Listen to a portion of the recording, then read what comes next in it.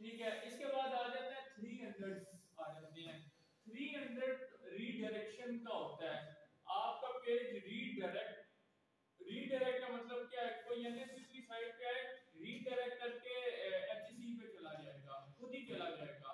ये redirection temporary भी होती है, ये परमानेंट भी होती है। इसके फर्दर कोड्स होते हैं 301 302 30, लेकिन 300 का कोई भी कोड आपको नजर आ गया, एरर आ रहा है या कोई पेज पे आता है या स्टेटस कोड 300 की सीरीज आ रही है, तो ये रीडायरेक्शन की होती है, जो टेम्परेरी भी हो सकती है, परमानेंट भी हो सकती है। इसके बाद 400 की आती है। 400 का वर्ड लेकिन क्लाइंट एरर।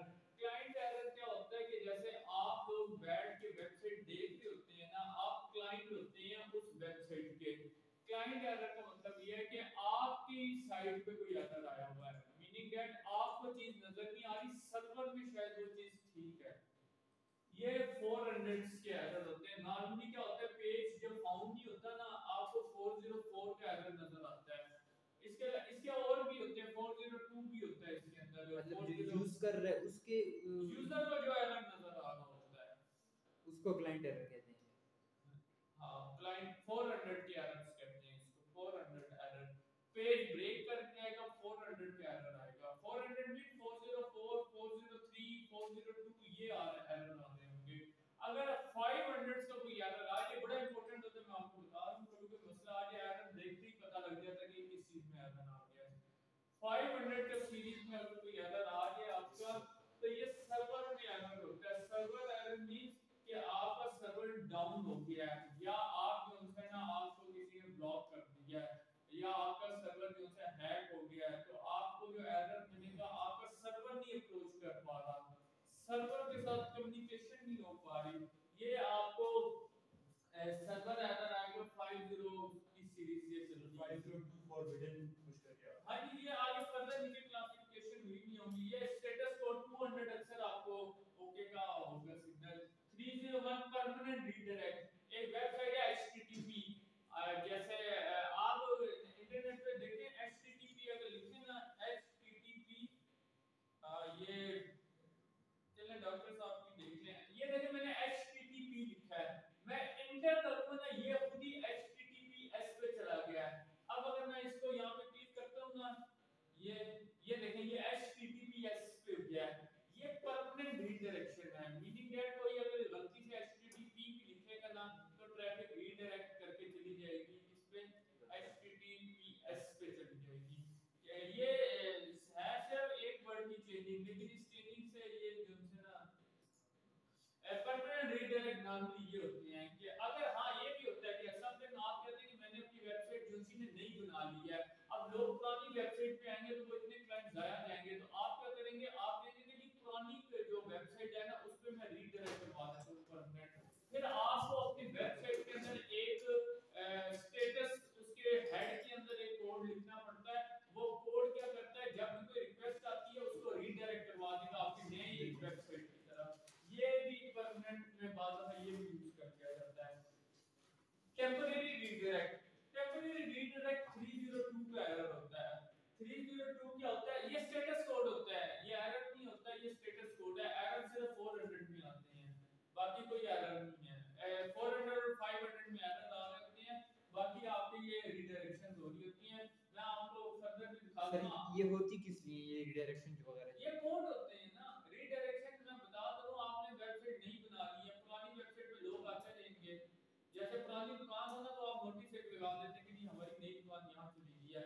अब ये क्या होता है, ये आप अपनी वेबसाइट के अंदर रीडायरेक्शन करवाते हैं। 301 करानी है, 302 करवानी है, परमानेंट करानी है, टेम्परेरी करवानी है। आप कहते हैं मैंने आज मेंटेनेंस करनी है, तो कोई वेबसाइट पे आए तो उसको शट डाउन ना लिखा है, मैं ऐसा कहता हूं टेम्परेरी रीडायरेक्ट करवा देता हूं। तो रीडायरेक्शन के आपको प्लगइन मिल जाएंगे, लेकिन वो आपको पता होगा कौन से उसको यूज करना है। 200 का आपकी तरफ से नहीं होगा, 200 सर्वर ने भेजना होता है, आपको बताएगा। ये आप तो एरर कोड पे स्कैन करेंगे ना, ऑडिट करेंगे, उसमें ये नजर आ रहे होते हैं कि कौन सा एरर कोड है, कौन सा कोड इसमें है। स्टेटस कोड 404 नॉट फाउंड जो होता है, नॉट फाउंड का क्या होता है कि आपके पेज अगर किसी वजह से मतलब एक्सेस नहीं हो रहा, या उसकी जो से ना लिंक ब्रेक कर गई है, तो ये नॉर्मली 404 का एरर आपको अक्सर नजर आएगा। कोई ऐसा पेज जो आपकी वेबसाइट में मौजूद यहाँ पे लिखता हूँ, मैंने एक टाइप किया 1 2 3। अब देखो मुझे क्या एरर देगा ये, page does not seem to exist जो है। तो ये जो है ना बेसिकली ये देंगे बाद जगह पे ये 404 के एरर आपको आना शुरू होते हैं। तो ये होता है कि अगर आपका पेज ना फाउंड हो ना किसी भी वजह से, तो ये 404 आ जाता है।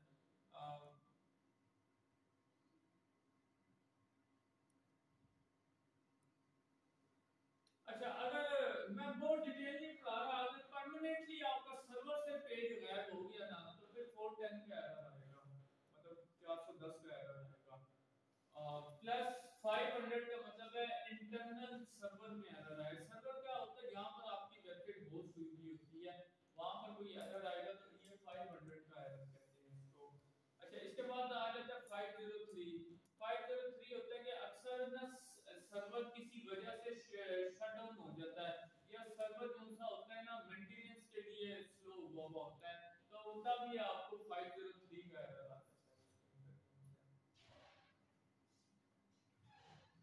यहाँ तक समझ आ रही है आपको? Yes sir.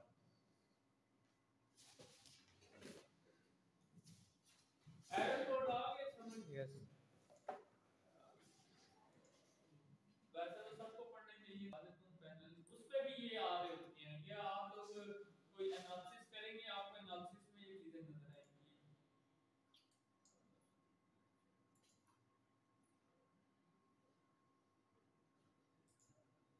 अच्छा, ये देखें, मैं यहाँ पे साइट मैप वगैरह को ये एरिया एक्सेस कर लेता हूँ।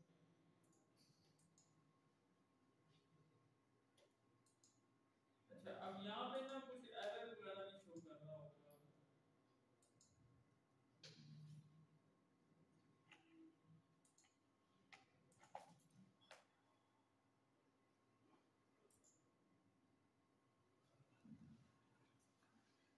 अच्छा, ये देखिए कुछ पेज इंडेक्स नहीं हो सकते, इसकी 7 रीजन वो बता रहे हैं कि है। मैं आपको ये एक दफा दिखा देता हूँ। अब यहाँ पे देखें,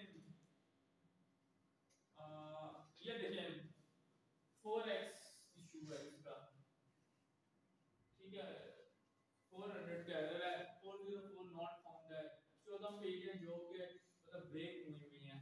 अब वो क्या करता है, आपको बता देते कि एरर क्या है, आपके पेज लिंक ब्रेक हुए हुए हैं, 400 का एरर आएगा। अब ये पेज जो है ना ब्रेक हुए हुए हैं, अब ये क्या करने होते हैं, ये हमें रिमूव करने पड़ेंगे। अगर हम किसी पे भी क्लिक कर लें ना यहाँ पे, तो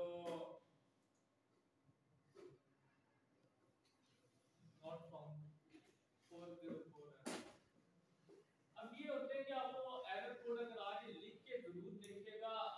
कुछ दिनों पहले के साथ जीके डिप्टो की वेबसाइट थी, वो पहली दफा जब इशू आया था, वो ये हुआ था कि उनकी जो सी थी ना डोमेन एक्सपायर कर दी थी, और वो किसी और के नाम से रजिस्टर्ड थी, तो उसने पेमेंट्स नहीं की, तो इनकी वेबसाइट की जो वो थी ना डोमेन थी, वो एक्सपायर हो गई थी।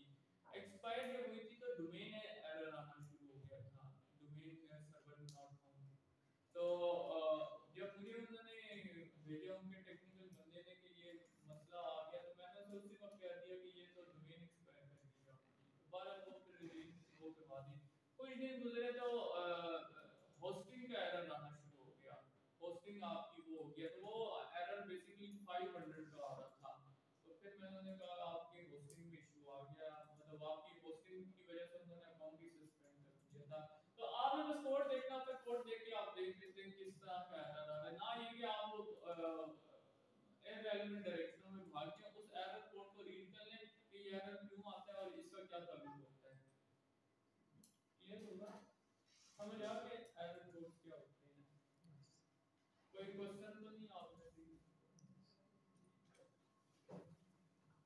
चलें, ये एरर काफी चीजें हैं, लेकिन ये है कि बेस्ट पार्ट ये है कि आप लोगों ने काफी चीजें देख ली हैं। अभी मैं टेक्निकल एसईओ का एक लेक्चर इसलिए आज आपको कर रहा हूं ताकि आप लोगों का थोड़ा सा पता लग जाए। उसके बाद फिर ब्रेक लिंक स्कैन करना सिखाऊंगा कैसे किए जाते हैं, उनकी रिमूवल वगैरह सिखाऊंगा कैसे किए जाते लिंक हैं। जो ब्रेक होते हैं उनको ठीक है हाँ, उनको ठीक कैसे करना होता है मैं आपको करके पुश लिंक दूंगा।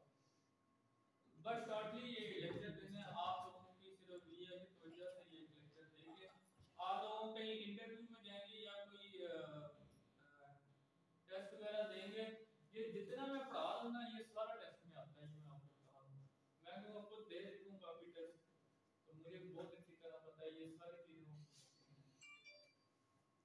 जो बोरिंग बोरिंग चीजें लग रही है ना ये चीजें आती हैं एग्जाम में, तो थोड़ा सा इंटरेस्ट पैदा कर लें। जावास्क्रिप्ट जो है ना ये टेक्निकल में आती है, आपको जावास्क्रिप्ट अगर आपको आती है और आप उस पर काम कर सकते हैं, जैसे वो कल कह रहे थे कि जावास्क्रिप्ट को मिनिमाइज करते हैं, अब ये टेक्निकल चीज है, आप वैसे नहीं कर सकते। आप अब तो चले आसानी है, वर्डप्रेस पे आप सब कर रहे हैं, बट अगर आपको कोड खुद मिनिमाइज करना पड़े या उसको दोबारा ऑप्टिमाइज करना पड़ जाए कोड को, तो अभी आपके पास स्किल नहीं है, लेकिन अगर आप करना चाहें तो विद इन 2 मंथ आप जावास्क्रिप्ट ऑनलाइन सीख लें कहीं से, तो आप कर सकते हैं।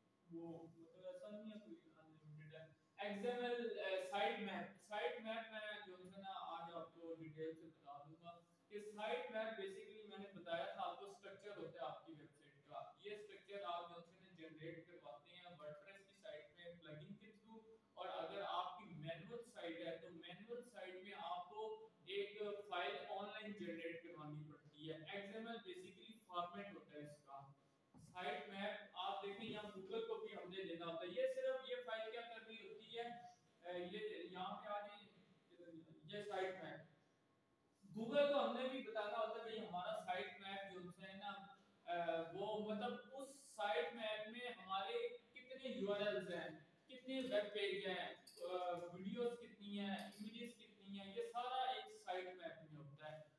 वर्डप्रेस के ऊपर ये ऑटोमेटिकली जनरेट कर दिया जाता है, आपने सिर्फ प्लगइन यूज करना है और वो प्लगइन आपको साइट मैप ऐड कर देगा। सिंपली इसमें कुछ भी नहीं करना, सिर्फ प्लगइन ऐड करेंगे जनरेट होगा। आपने सिर्फ चेक कैसे करना होता है, किसी भी वेबसाइट का साइट मैप चेक करना है, ये NSU है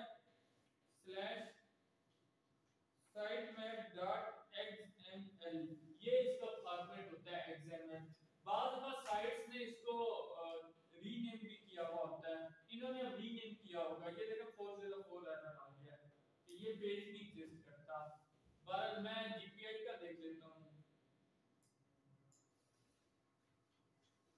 वो भी ना होगा तो फिर नॉर्मली ये कोई की साइट, ये देखिए इनका है, ये इनकी जो है ये एसईओ का एक प्लगइन यूज हुआ है, उस प्लगइन ने फर्दर क्लासिफिकेशन की हुई है। ये साइट में बेसिकली पोस्ट जो है पेजेस वगैरह, ये पेजेस से डील करता है, ये पोस्ट से करता है, ये कैटेगरीज वगैरह जो भी वहां पर हैं जितनी भी, ये प्लस यूजर्स वगैरह की जो मशीन है ये की हुई है। तो ये इसमें 4 साइट मैप है, हर साइट मैप में मैं पोस्ट पेज वाला क्लिक करता हूं तो पेज वाले में ये देखें कितने पेजेस हैं, सारे पेजेस आ रहे हैं उस वेबसाइट के। तो अब मैं जब गूगल को हमने सबमिट करवाना होता है तो हमने सिर्फ ये वाला लिंक देना है जो फ्रंट पे पहला होता है, ये वाला, बस ये आपने सबमिट करवाना होता है। ये साइट में यहाँ पे लिखें और यहाँ सबमिट करवा दें। ये अपनी दूसरी वेबसाइट है, इनका भी साइट मैप इसी एड्रेस पे होगा, सबका इसी पे होता है। आप सबमिट करवाएंगे यहाँ पे और ये अपडेट कर देंगे।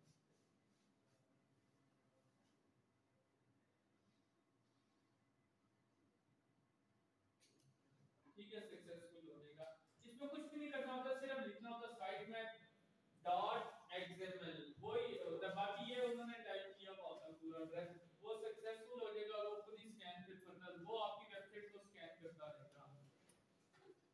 ये आपको समझ आ गया साइट मैप में क्या है?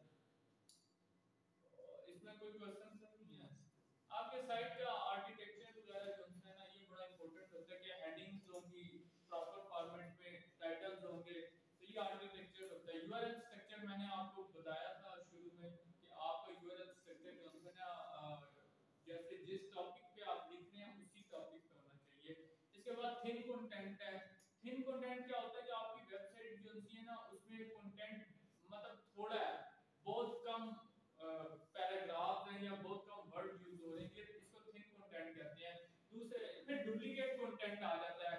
जब आप ऑडिट करते हैं ना, एसईओ ऑडिट करते हैं, एसईओ ऑडिट में वो ये वाली चीजें आपको बताता है कि आप कंटेंट थिन है, थिन कंटेंट की वजह से भी आपकी रैंकिंग गिर जाती है, ये थिन कंटेंट की वजह से भी गिरती है और डुप्लीकेट कंटेंट की वजह से भी गिरती है रैंकिंग।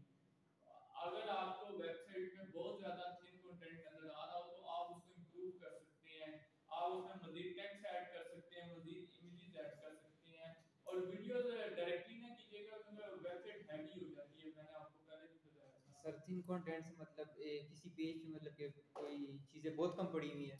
हाँ, बस पेज सा बना हुआ है, उस पेज पे कोई दो चार लाइनें हैं और बस कुछ भी नहीं है उसके अंदर। थिन कंटेंट होता है, 300 वर्ड से लेस हो गया, इस तरह की होती और है। डुप्लीकेट प्लेजरिज्म वगैरह डुप्लीकेट तो बहुत होता है। है, आपने एक सौ था कि पूरा मतलब पूरा पेज, कुछ थोड़ा बहुत हो तो इतना मसला नहीं होता, पूरा कॉपी करेंगे तो आपकी रैंकिंग गिरेगी, ये बस होगा, बाकी कोई फर्क नहीं पड़ेगा। रैंकिंग कैसे गिर जाएगी? ओरिजिनल वाला टॉप पे रहेगा, आप उसके नीचे रहेंगे, बस ये होगा।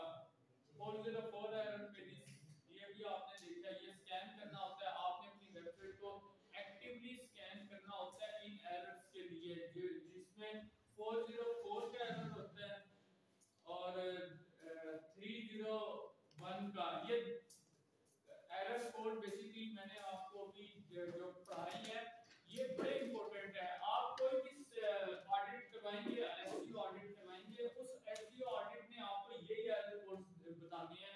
फर्दर वो अज्यूम कर रहा होता है, आपको पता ही चीजें, वो ये नहीं आपको गाइड करेगा ये क्या आ गया है, वो आपने जज करना। 404 का मतलब है कि वो पेज में लिंक्स ब्रेक हैं, उसके पेज नॉट फाउंड है ना, तो मतलब लिंक कहीं ना कहीं ब्रेक है या रीडायरेक्शन हो रही है। 301 रीडायरेक्शन एक्सेप्टेबल है, मैं आपको बता दूं 301 बहुत सी वेबसाइट्स में रीडायरेक्शन होती है, जैसे एचटीटीपीएस, एचटीटीपी की ट्रैफिक को एचटीटीपीएस पे मैंने आपको बताया परमानेंटली रीडायरेक्ट करवाया जाता है, तो ये 301 की रीडायरेक्शन कराती है, याद रखना। अच्छा, अब यहाँ पे मैं थोड़ा सा बस ओवरव्यू दूंगा, मैं बहुत ज्यादा पढ़ाऊंगा नहीं आपको क्योंकि वो क्रॉलिंग इंडेक्सिंग, क्रॉलिंग और इंडेक्सिंग तो मैंने बड़ी डिटेल में गूगल सर्च कंसोल पढ़ाया था आपको। क्रॉल और इंडेक्सिंग ये टॉपिक तो आप लोगों को उम्मीद है अब इतना तो समझ आ जाएगा ये है क्या। और सर्च कंसोल की जहाँ तक बात है तो मैं तो आपको सारा यहाँ दिखा रहा हूँ कि सर्च कंसोल ऐसे यूज हो रहा है। ये इतना मुश्किल नहीं, आप देखें कोडिंग तो है ही कहीं पे भी, सिर्फ ये कि समझ आ रही है चीज है क्या बेसिकली और करना क्या उसके अंदर है, बाकी इसके अंदर कुछ भी नहीं है। क्रॉल और इंडेक्सिंग ये टेक्निकल एसईओ का पार्ट है और ये ऑर्गेनाइजेशन के अंदर जो है ना, देखिए आपकी वेबसाइट का स्ट्रक्चर जो है ना ये इस तरह का वो कह रहे होना चाहिए, जो उन्होंने ग्रीन कलर से डिनोट किया है, मीनिंग है कि आपका होम पेज है, फिर आपके बाकी पेजेस आ जाते हैं, जैसे होम पेज है, फिर आपके ये डिपार्टमेंट्स के हैं, फैकल्टी के हैं, एडमिशंस के हैं, बाकी यूज या और उसके नीचे फर्दर कैटेगरीज हुई है। अब ये ना हो कि ये पेज है यहाँ से कहीं ब्रेक हुआ हुआ है, अब आगे नहीं लिंक आ रहा, तो वो मीन है कि तीनों ऑप्शन, ये अगर लिंक कहीं पे ब्रेक हो जाए स्ट्रक्चर के अंदर, यहाँ पे फॉर एग्जांपल ब्रेक हो जाएगा, तो ये जो पेजेस होंगे इनको ऑर्फन कहेंगे। फिर हम ऑर्फन मतलब गरीब, इनका सरबराह नहीं रहा क्योंकि इनका लिंक ब्रेक हो गया पीछे कहीं ना, तो ये प्रॉपर आपका स्ट्रक्चर होना चाहिए। इसीलिए अभी आप करेंगे ब्रेक लिंक स्कैन करना देखेंगे मल्टीपल उसकी मैं साइट्स का, और रिमूव भी करना दिखाऊंगा आपको remove कैसे करेंगे। ये कराल ये मकड़ी सी इन्होंने बनाई हुई है, अगर वो यहाँ पे आएगी ना मकड़ी बॉट जिसको वो कह रहे हैं, तो वो खुद ही स्कैन करते करते डेटा यहाँ पे पहुंच जाएगी, क्यों लिंक सारे इंटैक्ट है। अगर लिंक कहीं पे ब्रेक होगा, हाँ अगर आपका लिंक कहीं पे ब्रेक होगा या आपकी स्ट्रक्चर प्रॉपर ना हुआ, स्ट्रक्चर कैसे प्रॉपर नहीं है, ये वाला जैसे स्ट्रक्चर है, यहाँ पे देखें एक यहाँ पे जा रहा है, एक डायरेक्टली यहाँ से फिर निकल रहा है, वहां पे देखिए ये आपकी वेबसाइट का स्ट्रक्चर है बेसिकली। आप स्ट्रक्चर को देखें, ये एकदम क्या ये सही नहीं है, इसमें क्या होंगे आपके इंटरनल पॉइंटिंग नहीं हो रही होगी आपस में, ठीक है, और पॉइंटिंग ना होने की वजह से क्या होगा लिंक आपका ऑर्फन डिक्लेयर हो जाएगा, ये ऑर्फन पेजेस। अब ये देखें एक आपकी वेबसाइट का पेज है, आपने पेज आउट पब्लिश कर दिया, वो पेज पूरी साइट में लिंक ही नहीं हुआ, जैसे नेविगेशन बार बनती है ना, नेविगेशन बार तो वो पार्ट ही नहीं है, बस पब्लिश हो गया, इसीलिए वो उसको क्या कह रहे हैं ऑर्फन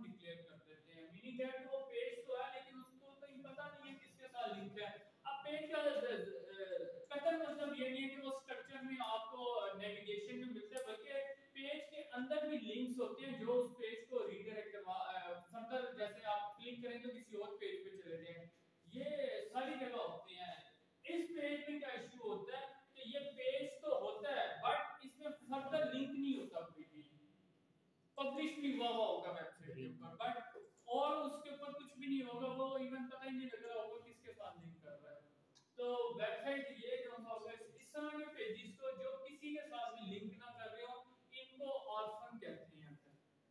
ऑर्फन ये क्यों डिक्लेयर हो जाती है? इसलिए डिक्लेयर हो जाती है, मैं आपको कोई एक आधा दिखा भी देता हूँ।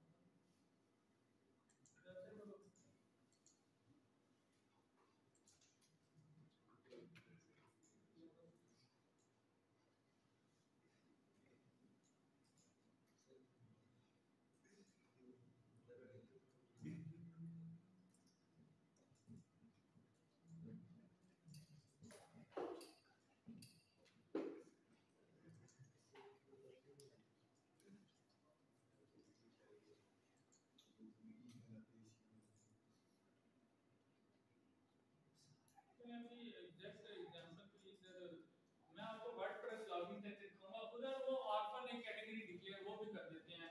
आपको खुद ही पता लग रहा होगा कि मेरे कितने पेज ऑर्फन डिक्लेयर हुए हैं, या आप स्कैन करेंगे वो खुद बता देंगे कि ये पेज ऑर्फन है। अगर कोई पेज ऑर्फन निकला है तो आपने उसको रिमूव, उसका ऑर्फन जो है टैग को कैसे हटाना है, तो उसको लिंक करना है, उसके टेक्स्ट के अंदर लिंकिंग हो सकती है, नीचे टैब बनाए जा सकते हैं फर्दर क्लिक्स के लिए, कि आप होम पे जाना चाहते हैं, नीचे एक टैब दे दें, क्लिक करें और आप बैक पे चले जाएं, कुछ ऐसा आप करेंगे उसके ताकि वो लिंक हो आपकी वेबसाइट में कहीं ना कहीं। तो ये चीज, ये टेक्निकल एसईओ में नेगेटिव ली जाती है। कोई आपकी वेबसाइट तो है बट वो लिंक नहीं करेगी किसी जगह पे, पब्लिश भी हुई है।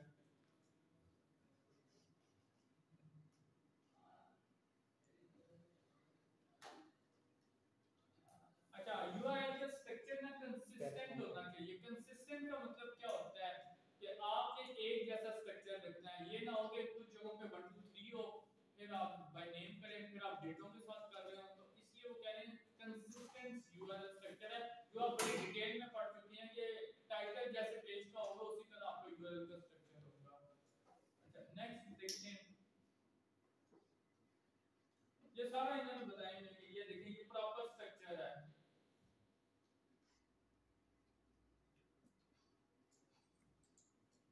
ब्रेड कैम नेविगेशन, ये आप लोगों को पता है ब्रेड कैम क्या होता है? ये अक्सर क्वेश्चन भी आ जाता है, ये क्या होता है ब्रेड कैम नेविगेशन, पता है आपने? नहीं पता? अच्छा, आपने अक्सर वेबसाइट देखी होंगी, पहले तो इनकी वेबसाइट में तो इतना खास नहीं है, मैं प्रोग्राम्स में जाता हूँ, आप ये देख रहे हैं, ये आपको स्ट्रक्चर नजर आ रहा है कि ये इनका मेन वेबसाइट है, फिर ये आगे फर्दर प्रोग्राम्स में है।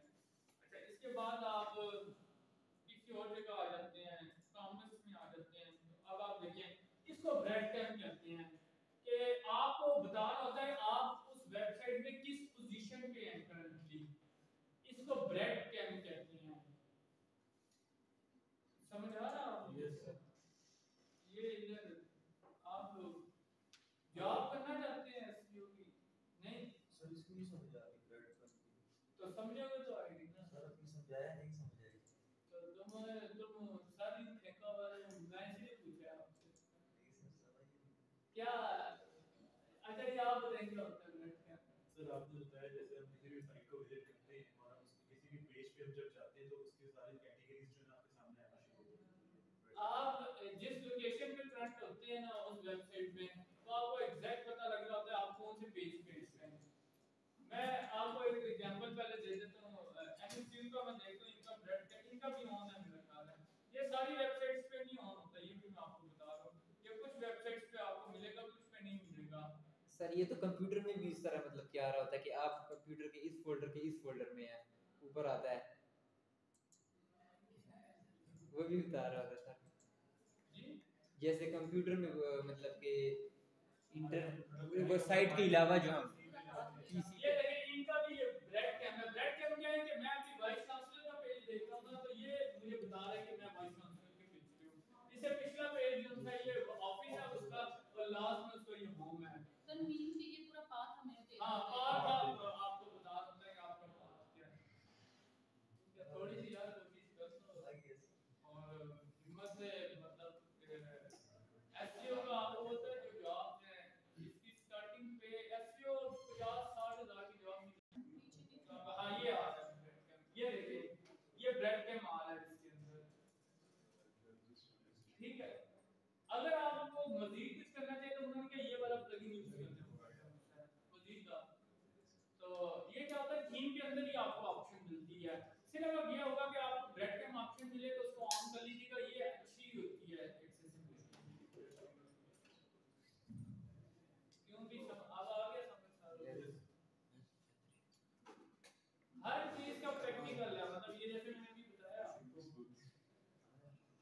सर ऐसा भी हो सकता है कि किसी प्लगइन में ना हो।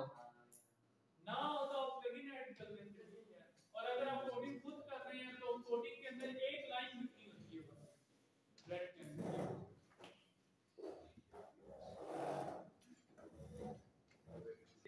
इंडेक्सिंग इश्यूज क्या है, ये अभी यहाँ पर ये वेबसाइट मैंने ओपन की हुई थी।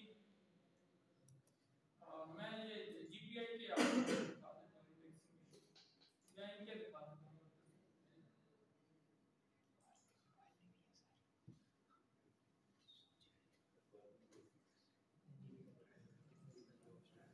पेजेस में आगे आप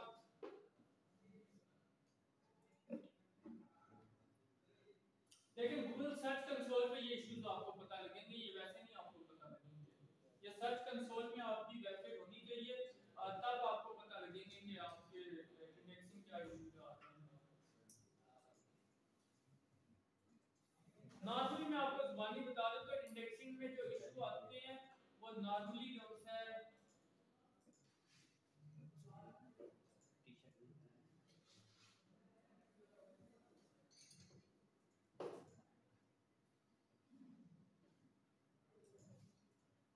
ये देखें नॉन इंडेक्स, ये 6 रीजंस हैं, इनके 797 लिंक्स हैं जिनमें पेजेस भी होंगे, इनकी पोस्ट वगैरह भी होंगी और मीडिया की फाइल्स जैसे पीडीएफ फाइल्स हो सकती हैं।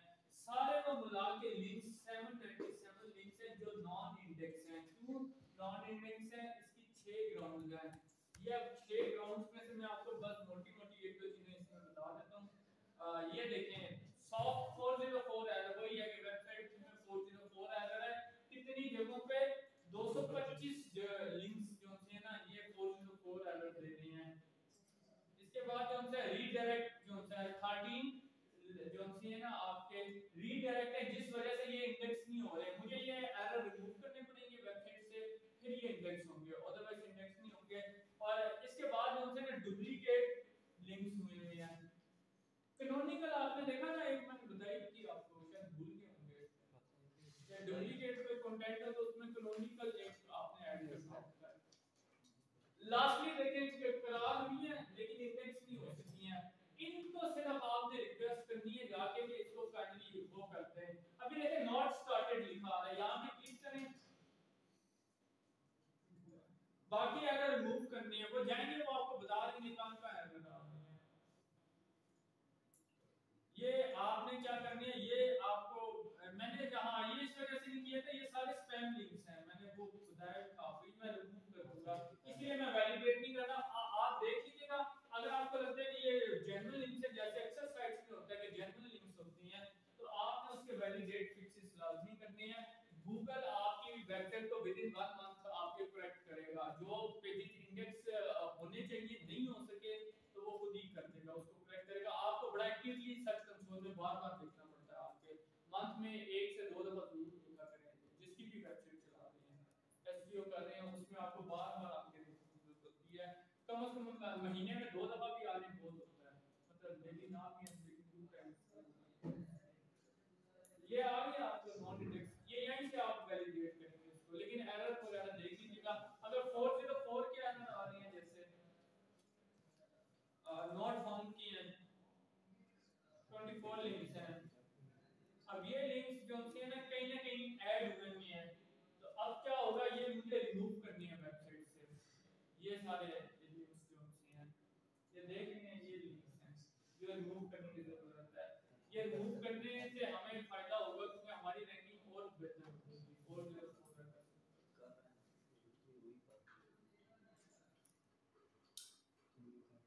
ये मैंने अभी आपको बताया।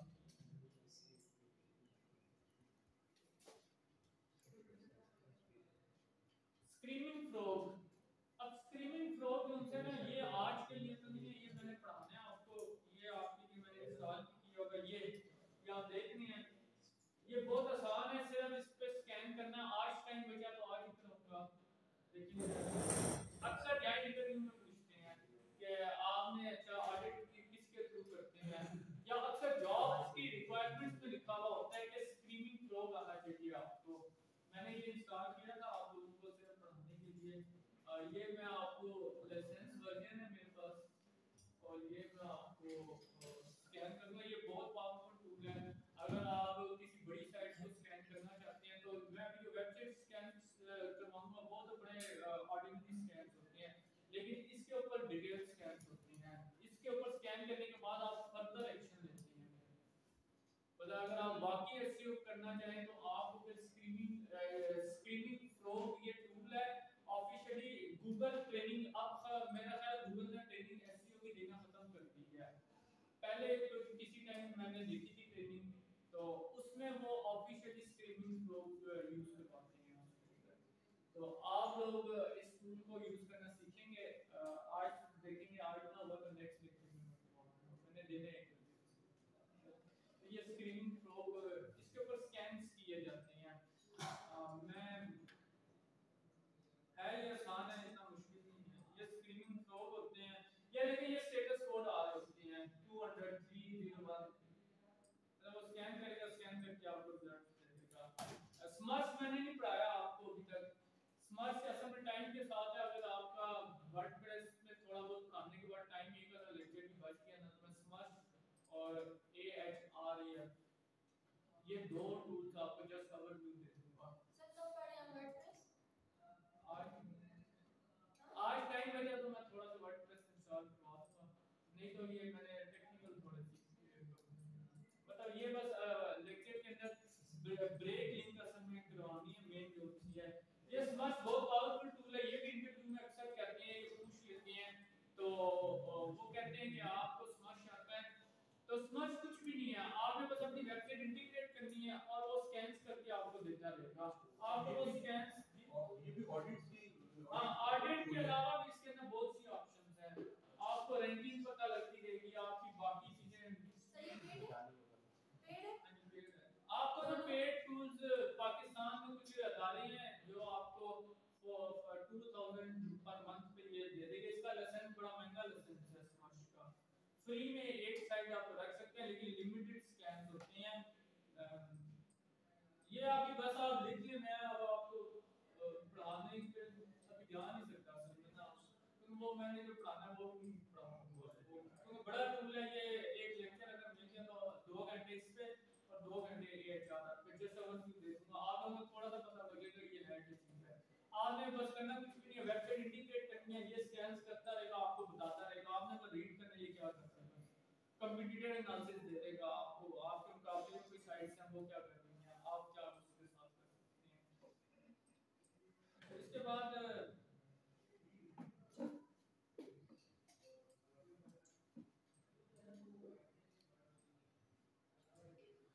साइड मैप तो ये आपने देख लिया। ये वो तरीका भी बता रहे हैं, ये मैंने आपको भी सारा बता दिया। अच्छा, इंस्पेक्ट टूल आपने ना यूज करना है गूगल सर्च कंसोल का। इंस्पेक्ट टूल क्या होता है? इंस्पेक्ट टूल ये होता है कि आपने यहाँ पर आना है सर्च कंसोल पे और यूआरएल इंस्पेक्शन पे आना है। अगर आपने कोई नया ब्लॉग लिखा है या नई कोई आपने कोई इंप्रूवमेंट की है और आप चाहते हैं कि उस पे देखना चाहते हैं कि वो गूगल ने इंडेक्स किया है या नहीं इंडेक्स किया, तो आपने यहाँ आके उसको देखना है। मैं तो पेज लेकर आता हूँ जीपीआई पे चले मैं देख लेता हूँ।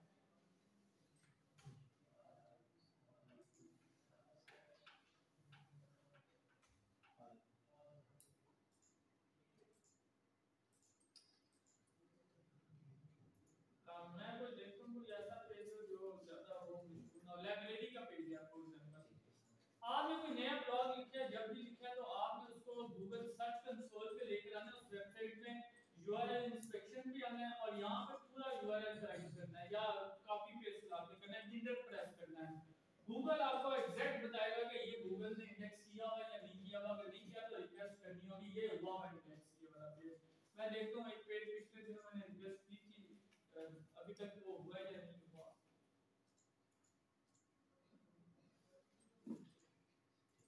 अगर आप किसी वक्त उनसे HTML पढ़ लेंगे तो ये आपको समझ आ जाएगी। ये एक लाइन हेड में लिखनी है बस, और कुछ भी नहीं करना। आपके क्वेश्चन जब आएगा कहीं पे टेस्ट देंगे, एग्जाम देंगे तो आपसे वो यही पूछेंगे कि अगर कोई डुप्लीकेट कंटेंट आ रहा है आपके लिए जरूरी भी है लिखना, तो हम उसको बचा कैसे सकते हैं कि वो गूगल उसको डुप्लीकेट हमारी वेबसाइट को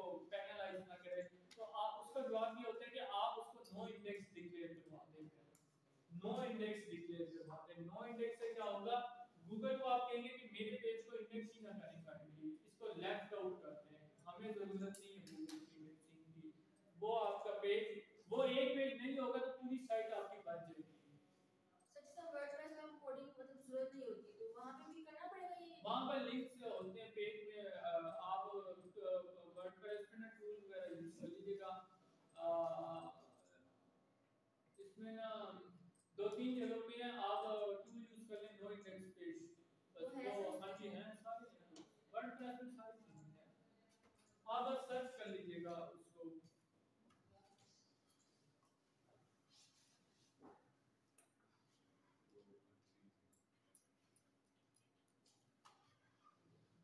पेज नो इंडेक्स डिक्लेयर करवाया है, आपने वही करना है, आपने यहाँ पे जाना है,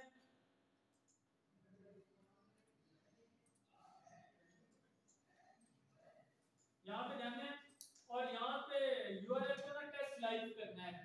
इंस्पेक्शन में जाके यूआरएल टेस्ट लाइव करेंगे, अगर ये पेज आपने नो इंडेक्स डिक्लेयर करवाया होगा तो टेस्ट लाइव जब उस पर क्लिक करेंगे तो यहाँ पर एक्सक्लूड बाय नो इंडेक्स आ जाएगा लिखा हुआ। अभी फिलहाल ये नहीं है एक्सक्लूड हुआ, लेकिन अगर ये इंडेक्स हुआ होता है एक्सक्लूड बाय नो इंडेक्स तो ये पेज टेस्ट लाइव पे आ जाना था। मैं कोई एग्जांपल देखता हूँ यहाँ पे, मेरा ख्याल है आप ब्रेक पे चले जाएंगे, मतलब नमाज वगैरह पढ़ लें, तुम्हें टाइम दो नहीं, आप ब्रेक से आ जाएं